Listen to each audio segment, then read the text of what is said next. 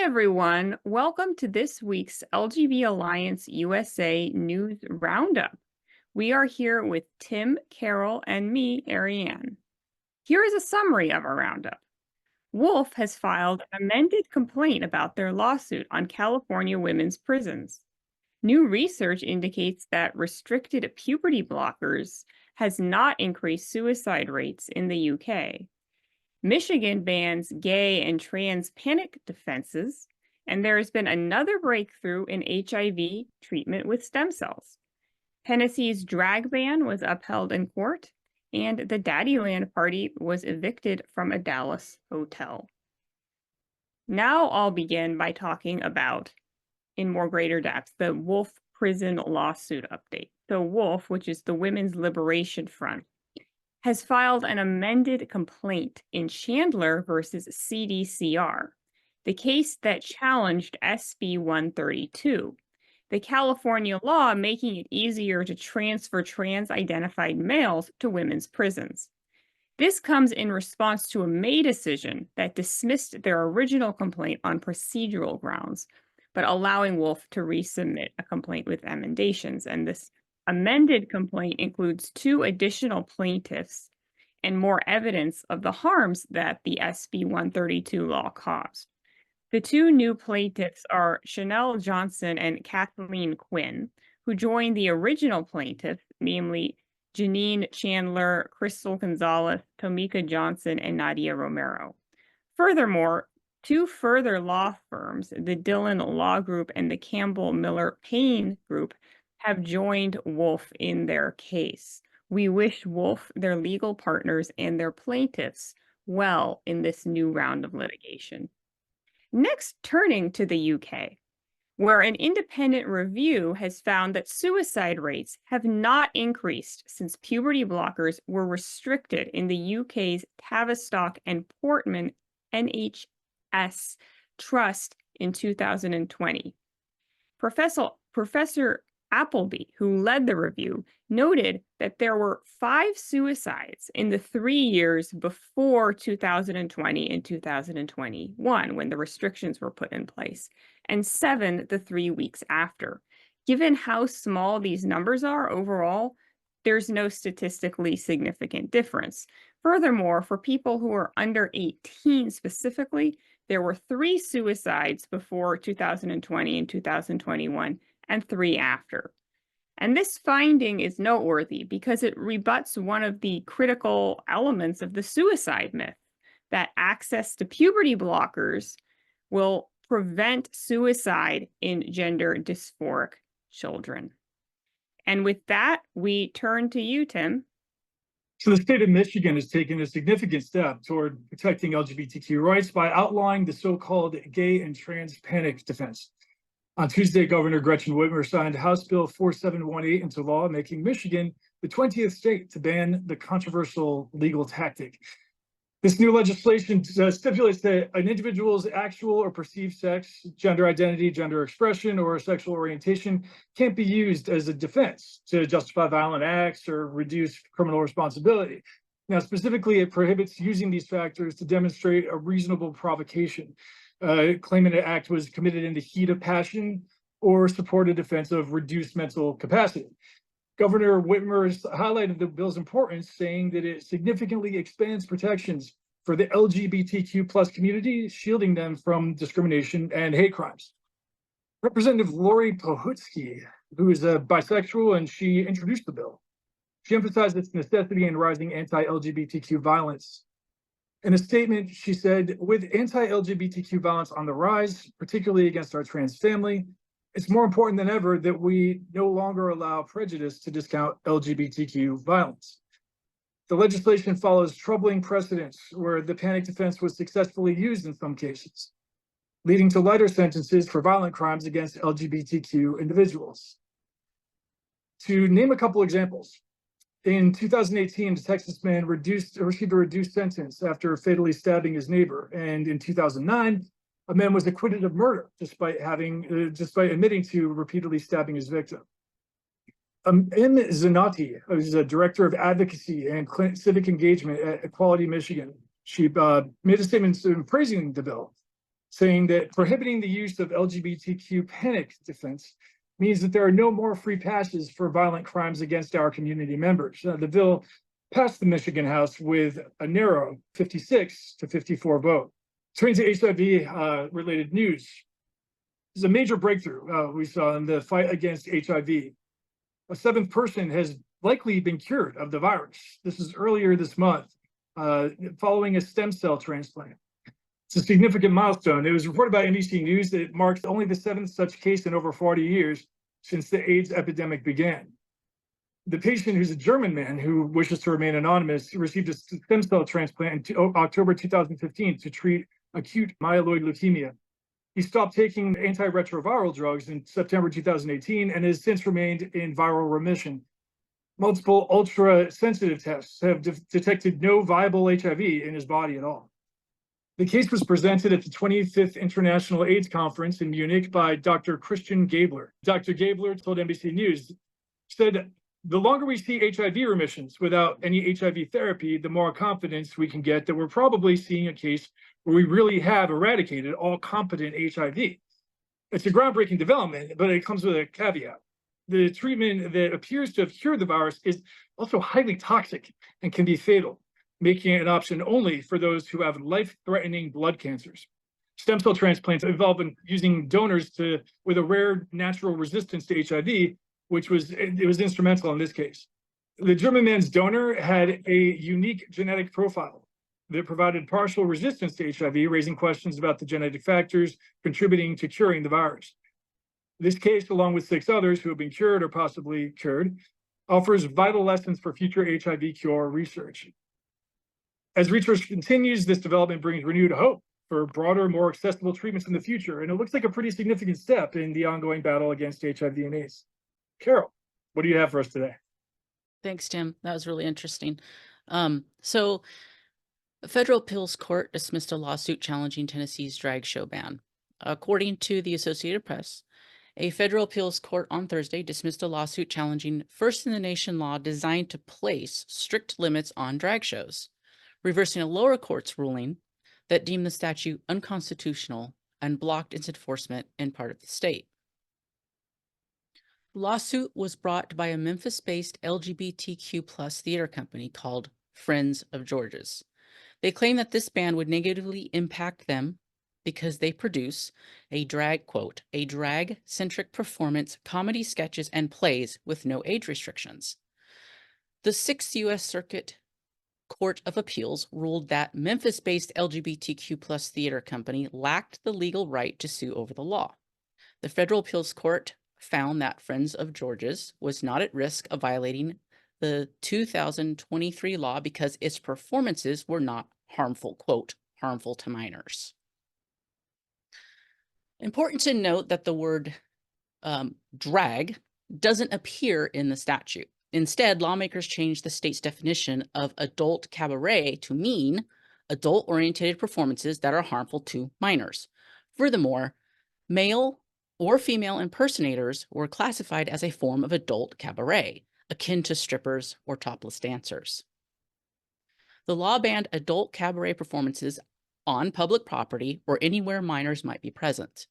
Performers who break the law risk being charged with misdemeanor or felony for repeat offenses. In Thursday's ruling, the justices stressed the term harmful to minors has a specific definition under Tennessee law, which has 3 components that must be met in order to prosecute. The ruling also pointed out that the Tennessee Supreme Court limited the definition of harmful to minor to materials lacking serious, artistic, political, or scientific value for a reasonable 17-year-old minor. I have read the bill that was signed into law, and it seems reasonable. However, I do have a nagging feeling about the term female or male impersonator. And the reason is that there is a history of lesbians and some gay men being arrested and harmed for cross-dressing or quote unquote impersonating the opposite sex. So I kind of worry about these kinds of laws for that reason. And I believe that going forward with these kind of things, and they will pop up again, that we must stay vigilant and informed about these topics. We don't want to go back to a time when women wearing pants got us arrested. So now turning to the Daddyland situation. A gay circuit party called Daddyland was evicted from a Dallas hotel and told to never come back. This after the hotel had been host to the party for the past few years. So what prompted this? Well, if you read the main LGBTQ plus press, they will say it's homophobia, and the pearl clutching begins. However, the owner of the hotel states that he decided to evict the party and its participants because of complaints from guests. Quote, the eviction was a response to a complaint from AKA membership, which is a sorority. The women in the sorority were uncomfortable with the attire and behavior of Daddyland attendees. That's a quote. AKA is a sorority with over 20 members who are also having their annual gathering at the hotel. Despite Daddyland trying to paint itself as, quote, a celebration of diversity, community, and the freedom to express oneself, anyone who has eyes knows what this event is about. The question becomes, is this acceptable behavior to be on display in public? Are these men being respectful to other people in the community? So despite the mainstream LGBTQ media trying to paint the hotel owner as homophobic, this is what the owner had to say about his decision. Quote, the incident cost the hotel between $60,000 and $70,000. The hotel had previously hosted Daddyland without issues, and the actions were not rooted in homophobia. This is a quote from the hotel owner again. My son is gay, and I've been to a lot of gay parties. We have a lot of gay people here, and we are in favor of LGBTQ plus community. I'm a liberal. Everyone is welcome here. He said, the incident could have been easily avoided had the promoter bought out the entire hotel. So what do you all think of that story? Yeah, I think that we're in a situation now where we have an opportunity with these kinds of situations when we bump up against the law, as we have here. We bump up against just being able to participate in the local community and local economy. When we bump up against that, whether we think it's right or wrong, it's an opportunity for us to reflect on our relationships with the community at large. And I think that expands to us overall. So while I'm not happy that their party was interrupted or canceled, I think that we have an opportunity here to sort of look at how we're conducting these events and whether or not, and what message we want to be sending to other people. And as you're saying earlier, Carol, I mean, there's a time and place for adult entertainment. But when other people are noticing it, and I wasn't there and I didn't see what happened, but again, like you said, we all know what they weren't having tea and jumping rope. They were we're gay. we've seen this sort of thing before, and I think that it's an opportunity for us to have more discussions about this sort of thing, and maybe be a little bit more politic, a little bit more judicious in the way we're holding these events. And doesn't this go back to just like the beginning of gay liberation, where you had to negotiate with society your place in it, and even back then they took into consideration very seriously how we were perceived and what was appropriate to do and not do. And I mean, when I first came out, this would have never been out in public. 20 some years ago, like they're acting like this is just some normal party to get to, and it's called Daddyland. And also, if you go to their Instagram, that tells you everything you need to know about what this party is. It's definitely more of an adult kind of sex-based type of party, and that's not appropriate for the public. Well, I think that the sort of daddy culture itself is it's certainly there's room for criticism there. I think that there, a small minority of gay people have raised criticism, but usually anonymously. I mean, when this stuff gets mainstream, again, if that's our decision, if we're ready to do that, that's all well and good. But we can't expect to escape consequences, though, and we also can't expect the wider community to necessarily be exactly where we are with this. I think that it's about what we're sending the message overall to what is gay. What does it mean to be gay? What does it mean to have gay people in your community? If this is it, people aren't going to dig it. Well, also, if this was a case of what if this was a case of heterosexual people? Maybe what if it was kind of like a porn type convention and you had these really scantily clad porn star women walking around and maybe men too? I'm pretty sure people would have still had an issue with that. So I don't think it's a gay issue. They're painting it as a gay issue. It's not a gay issue. It's an issue of decency when you're in public.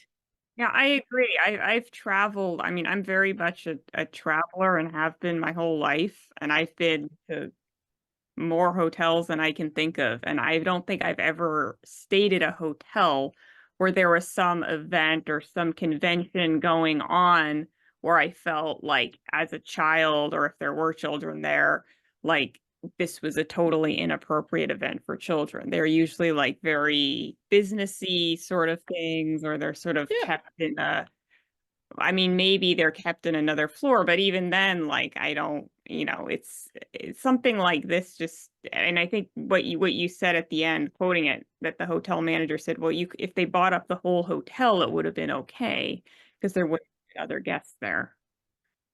They could have, he was so close to actually buying up the whole hotel. He should have just done it. Like, I think he had like 300 rooms or something. And so it's like, dude, just buy out the whole hotel.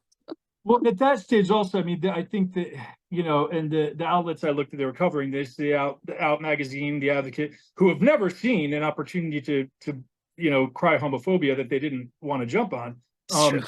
The deal with gay liberation was, mind your own business, we're going to mind our business, and we're going to live together, and we want to, set us free to be able to participate unfettered in the free market and in our society overall. That was the deal. The deal was not give us special privilege, or have special sensitivities to us. And what sort of chaps my ass a little bit is the fact that, we have come all this way, and I think we're expending goodwill with this sort of thing. And people can say, oh, it's the politics of respectability and all this stuff.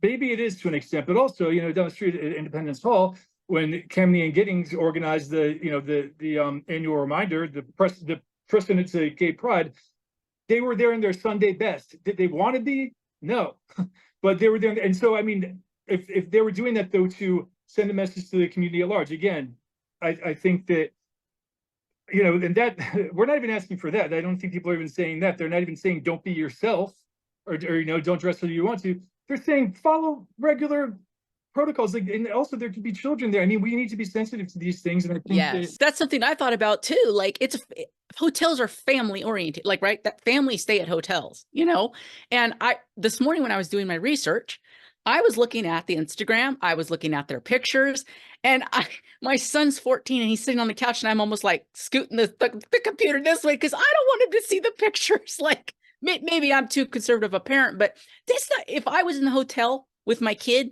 and I saw that, I'd be like, no. And I think my wife probably would tell them to go put pants on. Yeah. So on that note, this was a great discussion. If you have any further comments, please let us know in the comment section. And we hope you join us again next week for next week's weekly news roundup. Thank you for joining. Bye, everybody.